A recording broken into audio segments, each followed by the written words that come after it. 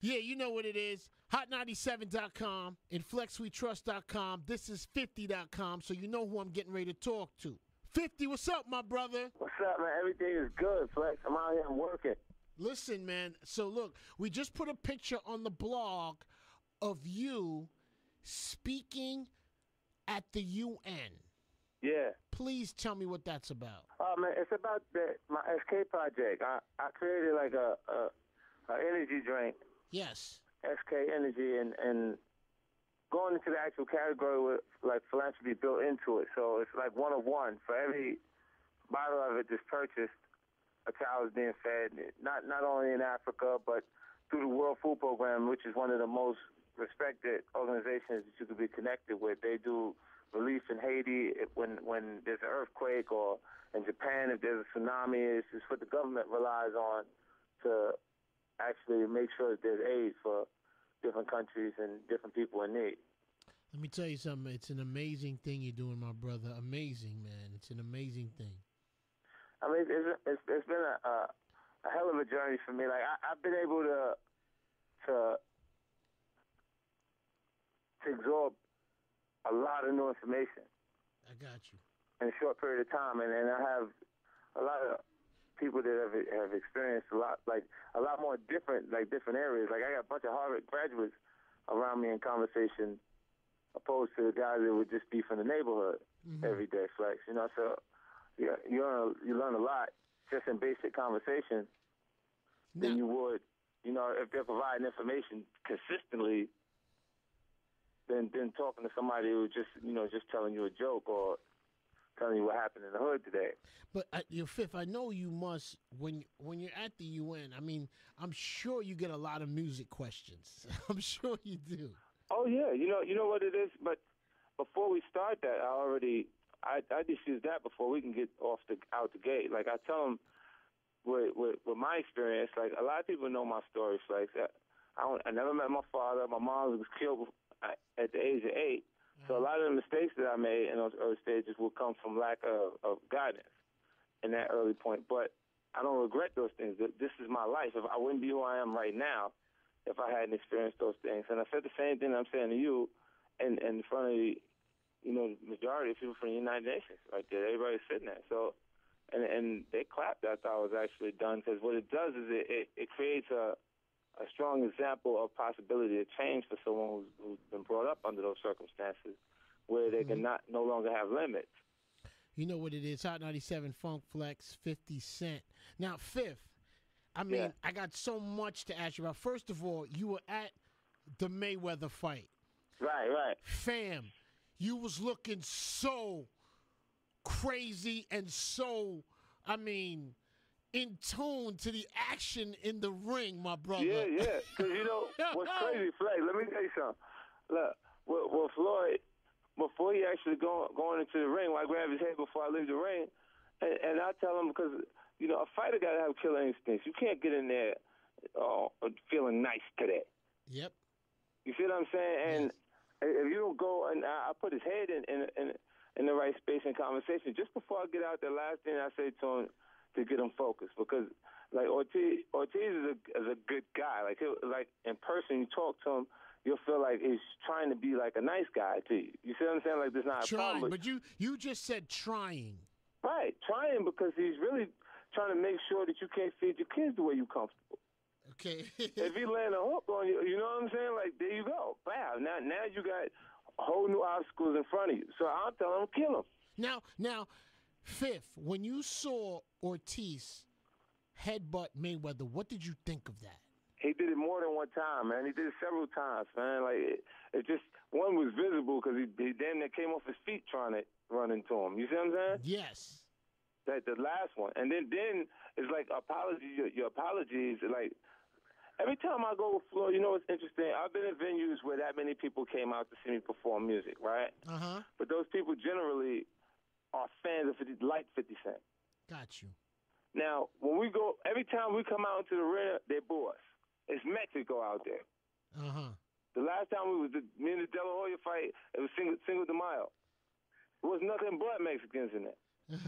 when you know what I'm saying? What's interesting is Floyd is a part of pop culture. He is our Muhammad Ali. He's that guy that, you know, for right now, for this time period, that on the fighter end, it is completely in tune with everything that's going on in the culture. This is why when you look at 24/7, you'll see all kind of artists popping up just to say what's up. Fifth, let me tell you something. I was not a full Mayweather fan, like fully, until this fight, because I feel like I understand him a little better. Like, and I'm gonna go out on a limb on the Pac-Man comment, but yo, he gets in there by the first, second, third round. He's taking a couple blows and couple things, and people get confused. But he's really feeling out that fighter to see what he got. It ain't gonna take. Look, he got 7 minutes, right? He got 7 minutes to do something. And then impressive. And then after that, he takes over the fight. But he doesn't do it the same way every fight. It's a different tactic he uses each fight. Yeah, because Floyd don't need a particular game plan. It's instincts.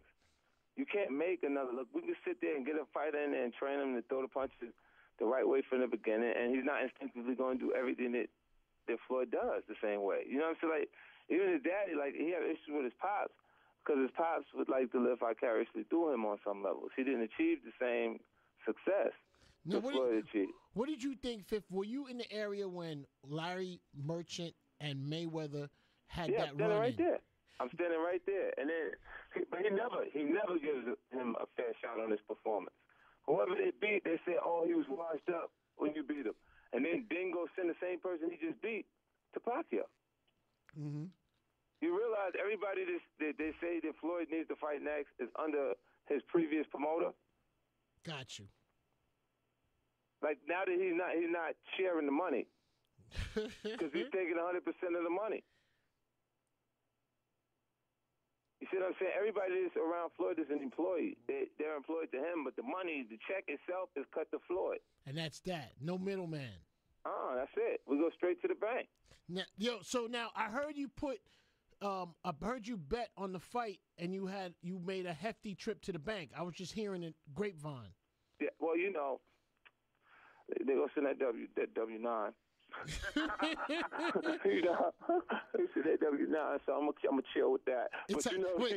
So it's Hot 97, Funk Flex, Hot97.com, and FlexWeTrust.com. Now, Fifth. Now listen, I'm gonna tell you what I heard about you. I heard you was instigating this situation between Fabulous and Ray J. Okay. Now wait, Fifth. Let me give you what it is right now. I'm gonna tell you what so you know what the playing field is you're dealing with. Ray J is out here saying he clocked Fab ridiculously in front of you, swung a haymaker, and left a mark on his face. Fab is saying there was nothing of the sort that happened. He was never touched. Only one of these stories can be true, Fifth. Right. And I want to know what happened. I want to know where you were. You know what happened? So look, we came back, like we came there, me and Floyd, we drove through there, and we had a bunch of people with us because we just came, like everybody stayed at the house the night after the fight. So we came down to the Palms. Ray was already staying at the Palms. So Fab and we sat on the side of the stage and we watched Jada and Styles do their joint, and because like people were just really coming in the actual show, I told his production people came to turn the lights off in the house. Who's this? Who's production people? Jada and Styles crew. I told them to turn the lights off in the house so they perform to their regular standards. Because when you look at the crowd and ain't nobody moving, you don't move. Got you. You know, and I was just like, it's just stuff that I learned, you know, while I'm out on tour and on the road, because I had artists and acts that I got to watch to make sure they're doing the best performance all the time. So I just told him that, and then he fixed it. We sat there, watched their whole show, and then we left because we knew they had to come off the stage, and that's where we was at. So we went to the actual hallway, and then Styles and Jada came off. We got a chance to kick it for a few minutes. They went in the dressing room. They soaking wet from the show. Then Fab crew starts to come through. Now, me and Fabulous, we just came off Australia run. I took them, it was me, Fab, and Lil' Kim on Australia run. So I would see them while we was traveling. So now, Fab just comes in the club now. Yeah, he just comes into to the back of the actual dressing room. All right, now where's like Ray J right at that moment? Where is he? He like standing right in front of me and Floyd. Oh, is this when he had on the red sweat hoodie? And he had flip flops on. Like he had no Wait socks a minute, on. time out. So he had on the red sweat hoodie, Red shorts. red and shorts, red and white flip flops. flip With flops no socks on. with no socks on, and Fab comes in. Now, how do they intertwine? What happens? What do you see? See, look, Fab is looking at him like, because as soon as he comes, like Ray was like, he popped off like, more like, yo, I told you, my people weren't gonna be happy with all that. Now that's Ray J saying that to Fab. Right. How close? Hold up, Fifth. How close is he to Fab when he's saying this? Is he 2 inches from his face or 10 inches? About 5 inches. He's like 5 inches from his face. Yeah, he got pretty close to him. Wait, he's saying that. So what I did wait. was- Time out, No. Fifth. Is there any finger pointing or body touching? What happened was he like nudged, like he like pushed him. Wait, But it whoa. Who pushed to you? Are you saying that Ray J No. pushed Fab? Listen. Ray J was like, yo, like before, as the conversation was starting, like he tapped him. He was like, yo, I told you my people weren't gonna be happy with all that. Wait a minute. When you say tapped on the shoulder, Yeah, like both shoulders at the same time.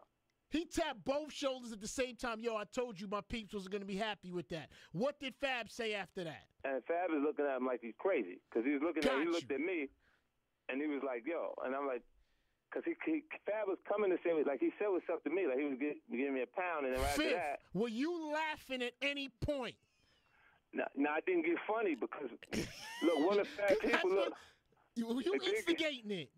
Nah, because look, let me tell you what happened. Why that? Like when that happened. I thought you were telling me what happened. Now you tell me. Look, Marcus, like one of the Fat Man, Marcus, right? Like he was like my role manager in the beginning. Gotcha. So Marcus is like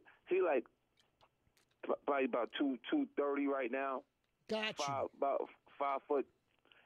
No, 5 foot. Yeah, about 5'8", 5'7". Listen, Fifth, No, so I start seeing him rocking back and forth, like he's getting ready to, you know what I'm saying? do So something. Yeah, so I put my finger up, and like my index finger, and I said, no, don't do that. And he looked, and then the big security dude that Fab had with him was like, I know him, like he was one of my first security people. So it's a big dream. So I'm looking at him, and I'm like, I wouldn't let them have no fight with, like, period, like, cause What they did, like. when Ray J touched Fab, what did Fab say? What happened after that? Now He said, "Whoa, gotcha. yo, you lost your mind, right?" Because you said you went off with the. He said, "Yo, you lost your mind." So are you saying that Ray J never swung? He never swung. There was no punch thrown.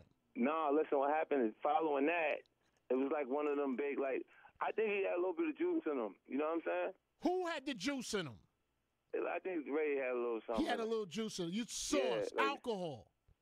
I'm like, because it was all some help somehow to get him. Like, because I didn't know that they already saw each other. Okay, so is this an example of they saw each other earlier, it was all good, but then when it got around a lot.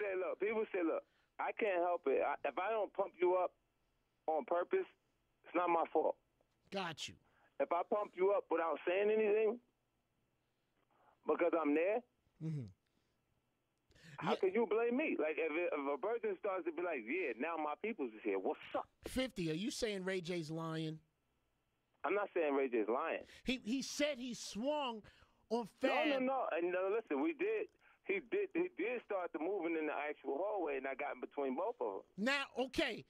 Yo, I'm going to ask you a question. Did you see fear in anybody's eyes? I ain't seen no fear. Well, Fab had on them dark glasses. He had on black glasses. But if he got punched in the face, Flex, Fab wouldn't have went on stage with no glasses on the actual. That would tell you how bad he was hit. So he you went say, on stage. Fifth, I'm going to ask you stayed to again. Fifth, are you saying Fab did not get punched in the face? No, he didn't. Because he had, He did we not. We had three balconies. If he got touched in his face, if he felt like he got punched in his face, it ain't enough for you to call a punch. Okay, now I'm going to ask you another question. So nobody got punked? No, it ain't no. You know what it is? Fab, like I don't Yo, know. man. Bob, listen. Bob, with Fab got a